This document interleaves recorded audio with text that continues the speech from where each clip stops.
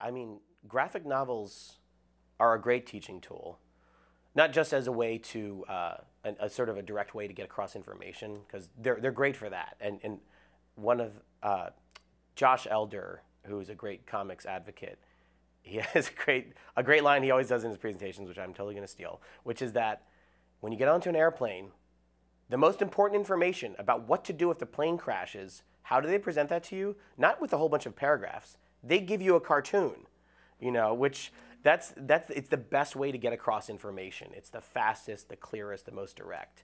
And so it's a great teaching tool for things like history, for science. You look at the stuff that Nathan Hale is doing with his Hazardous Tales, or all of the adaptations of Beowulf and Macbeth and that sort of stuff. Like, it's great for getting that information across to people. But it's also just great for teaching kids how to read, because it helps them along. The pictures and the words help them, and you learn.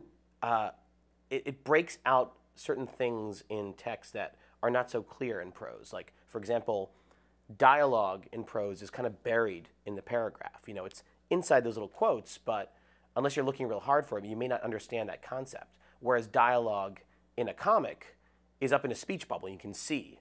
Again, narration text in a paragraph is just sort of everything.